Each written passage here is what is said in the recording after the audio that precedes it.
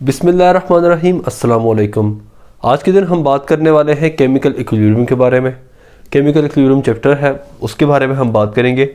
मगर chemical equilibrium को पढ़ने से पहले ज़रूरी है कि हम फॉरवर्ड रिएक्शंस को समझ लें और बैकवर्ड रिएक्शंस को भी समझ लें। ठीक है, फॉरवर्ड रिएक्शन और बैकवर्ड रिएक्शन को पहले समझ लें। सबसे पहले तो बात यह है कि फॉरवर्ड रिएक्शन वो रिएक्शन होता है, मैंने फॉरवर्ड रिएक्शन की बात की है और बैकवर्ड रिएक्शन की बात की है। फॉरवर्ड रिएक्शन और बैकवर्ड रिएक्शन, यहाँ मैंने रिवर्स रिएक्शन नहीं कहा बल्कि मैंने कहा है बैकवर्ड रिएक्शन। रिवर्सिबल मैंने लफ्ज़ यूज़ नहीं किया है। रिवर्सिबल जो है इसके बाद अगला टॉपिक है फॉरवर्ड वर्सेस बैकवर्ड रिएक्शन।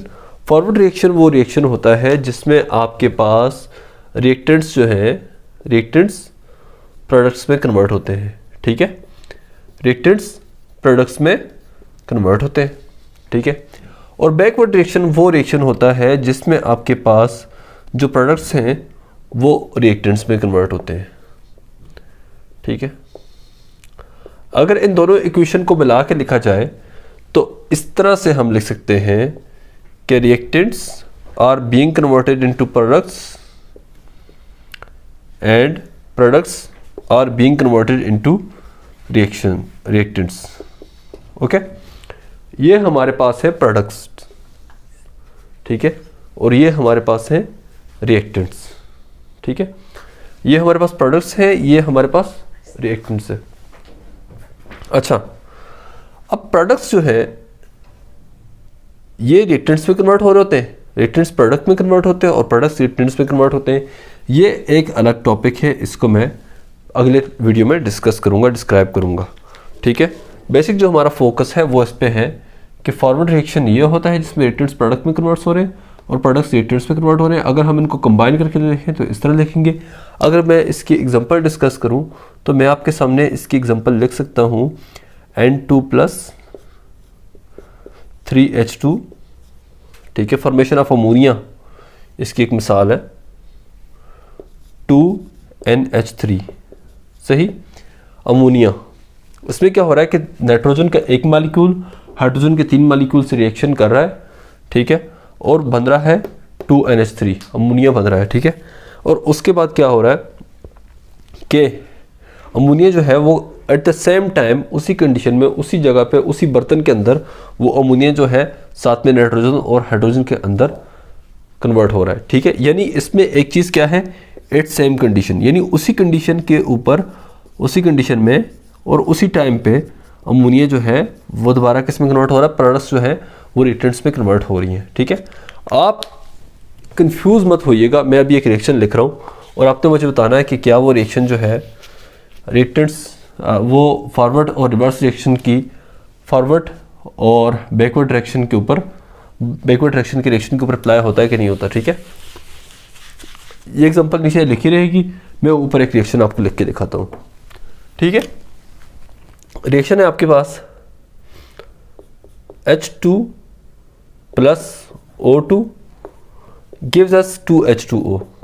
ठीक है, सही, और इसी 2H2O को आपने बाद में कन्वर्ट किया, इसको आपने इग्नाइट किया। इग्नाइट का मतलब है कि अगर आपने इसको आग लगाया, हाइड्रोजन को अगर आप आग लगाएंगे, उसके पास माचिस की तीली लेके जाएंगे, जलती हुई माचिस की तीली, तो वो आग पकड़ लेगा। ठीक है, ऑक्सीजन की प्रेजेंस में, और पानी बन जाएगा।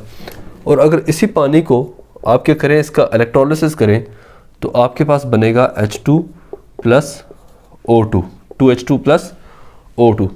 ठीक है, क्या मुझे ये बताइए कि ये तो आपके पास एक फॉरवर्ड रिएक्शन है। ठीक है, आप कह सकते हैं कि ये फॉरवर्ड रिएक्शन है।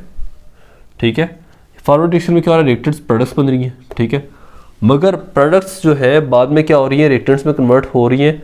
इसमें आप देखें ये प्रोडक्ट है और आपके पास ये कन्वर्ट हो रही है रिएक्टेंट्स में। मगर क्या हम इस रिएक्शन को, ये वाला रिएक्शन और ये वाला रिएक्शन, क्या हम इस रिएक्शन को इस तरह लिख सकते हैं, H2O 2H2O gives us H2O + H2 2H2 + O2, इस तरह, या फिर इस तरह लिख सकते हैं2H2O + O2 gives us H2O।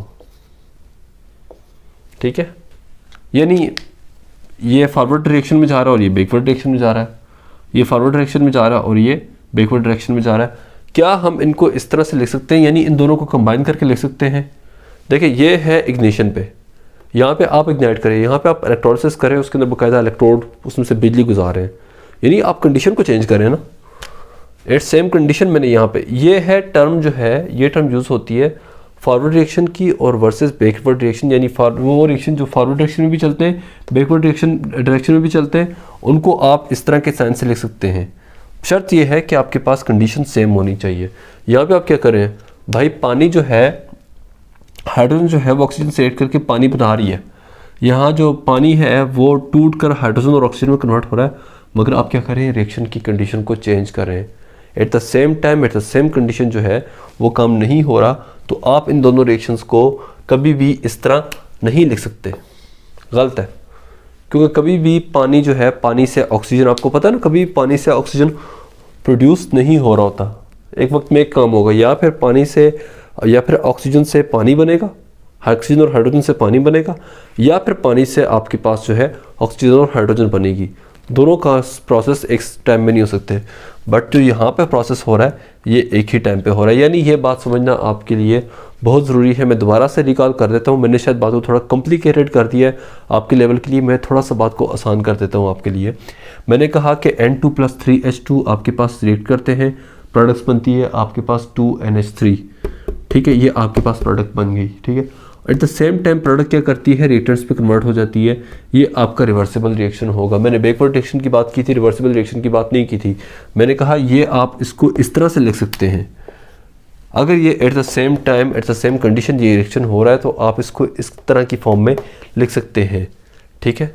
मगर अगर ये हो रहा है कि अगर आप H2O जो है ऑक्सीजन से ऐड करवाते हैं और आपके पास बनता है पानी, फिर क्या करते हैं, आप उसी पानी को इलेक्ट्रोलिसिस से गुजारते हैं, उसमें से बिजली गुजारते हैं, कुछ भी करते हैं और आपके पास हाइड्रोजन प्लस ऑक्सीजन बनती है, तो ये जो है आप क्या करें, बाकायदा आपने दो अलग अलग रिएक्शन लिखे हैं, ये दोनों अलग रिएक्शन है। You can not right both this reaction like this. आप इन रिएक्शंस को कभी भी ऐसा नहीं लिख सकते, क्योंकि ये रिएक्शन अलग है, ये रिएक्शन अलग है। यहाँ पे तो एक ही रिएक्शन हो रहा है, एक ही बर्तन है, एक ही बर्तन के अंदर रिएक्शन हो रहा है, और हो क्या रहा है कि रिएक्टेंट्स प्रोडक्ट्स में कन्वर्ट हो रहे हैं, प्रोडक्ट्स रिएक्टेंट्स में कन्वर्ट हो रहे हैं। यहाँ पे भी वही काम हो रहा है, रिएक्टेंट्स प्रोडक्ट्स में कन्वर्ट हो रहे हैं, मगर प्रोडक्ट्स को रिएक्टेंट्स में कन्वर्ट करने के लिए आपको नया रिएक्शन लगाना पड़ रहा है, जिसको इलेक्ट्रोलिसिस कहते हैं, ठीक है। तो अगर मैं आपको इसकी प्रैक्टिस प्रॉब्लम्स दूं तो क्या आप कर पाएंगे? इंशाल्लाह नेक्स्ट वीडियो में मैं आपको इसकी कुछ प्रैक्टिस प्रॉब्लम्स दूंगा। आपको ये चीज़ समझनी है कि कहाँ पे आपने ये वाला साइन यूज़ करना है और कहाँ पे आपने ये साइन लगाना है, ठीक है, सही। कहाँ पे आपने ये साइन यूज़ करना है और कहाँ पे ये साइन आपने यूज़ नहीं करना, इसके ऊपर आपने प्रैक्टिस करनी है। तो मेरे ख्याल से बात क्लियर हो जाती है। फॉरवर्ड रिएक्शन वो होते हैं जिनमें रिएक्टेंट्स जो हैं वो फॉरवर्ड जिसमें रिएक्टेंट्स जो है वो प्रोडक्ट में कन्वर्ट हो रहे होते हैं, और बैकवर्ड रिएक्शन वो रिएक्शन होते हैं जिसमें रिएक्टेंट्स जो हैं, जिसमें जो प्रोडक्ट्स जो हैं वो रिएक्टेंट्स में कन्वर्ट हो रहे होते हैं। ये बहुत ही इंपॉर्टेंट पॉइंट है आपको याद रखने के लिए, ठीक है। हर आपके पास जो ज़ाहिरी तौर पे आपको लग रहा होगा कि रिएक्शन जो है वो ज़ाहिरी तौर पे जो आपको लग रहा होगा कि ये रिएक्शन जो है मेरी नज़र से ये रिवर्सिबल है, वो रिवर्सिबल नहीं होता, ठीक है। रिवर्सिबल की डेफिनेशन क्या है ये अगली वीडियो में मैं आपको डिफाइन करवाऊंगा, ठीक है। बट सबसे इंपॉर्टेंट चीज़ ये है कि एट द सेम कंडीशन आप ये साइन यूज़ करेंगे। अगर सेम कंडीशन पे रिएक्टेंट्स फॉरवर्ड और बैकवर्ड डायरेक्शन में न जा रहे हो तो फिर आप ये साइन यूज़ नहीं करेंगे। ये पॉइंट जो है इस वीडियो में मैंने क्लियर करने की कोशिश की है। नेक्स्ट वीडियो में इंशाल्लाह आपको कुछ प्रैक्टिस दी जाएंगी, आपने उन प्रैक्टिस को सॉल्व करना है, बल्कि मैं कोशिश करता हूँ कि आप इसी वीडियो में उन प्रैक्टिसेस को सॉल्व कर लें, ठीक है, सही। मैं अगली वीडियो में इनका सोल्यूशन दे दूंगा आपको, सही। अगली वीडियो में इनका सोल्यूशन दे देता हूँ, बट प्रॉब्लम्स जो हैं वो मैं अभी आपको बता देता हूँ, सही। आपके पास एक रिएक्शन है जिसमें आप C6H2O H12O6 को बर्न करते हैं ऑक्सीजन की प्रेजेंस में 6O2 के साथ, ठीक है, यानी जो खाना खाने का निज़ाम है, खाना हजम होने का निज़ाम है, तो उसमें क्या होता है CO2 बनती है, 6CO2 बनता है और प्लस 6H2O बनता है। ये आपके पास बेसिकली रिएक्टेंट्स हैं, ये रिएक्टेंट्स में लिखा जाएगा, ठीक है। अब आप क्या करते हैं कि इसी रिएक्शन को बैकवर्ड डायरेक्शन में लिखता हूँ 6CO2 प्लस 6H2O, और इसे लिख देते हैं मैं मैंने लिख दिया 6O2 प्लस C6H12O6, ठीक है। इस रिएक्शन को आप कह सकते हैं फोटोसिंथेसिस,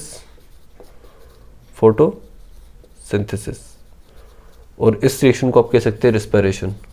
तो मुझे बताइए, क्या मैं इस रिएक्शन को ऐसे करके C6H12O6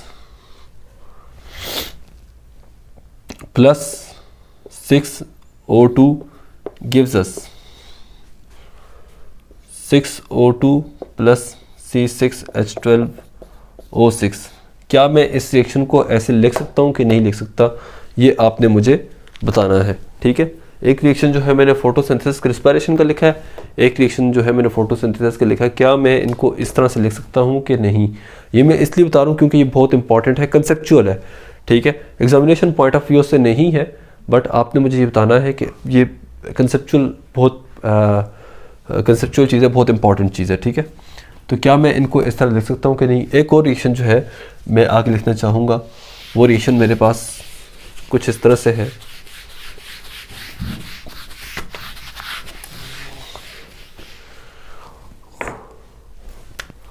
सोडियम है, जब आप उसको क्लोरीन गैस के अंदर छोड़ते हैं तो वो बनाता है NaCl, ठीक है, सही। इसको फॉर्मेशन रिएक्शन भी कहते हैं, ठीक है, फॉर्मेशन रिएक्शन आप इसको कह सकते हैं, ठीक है।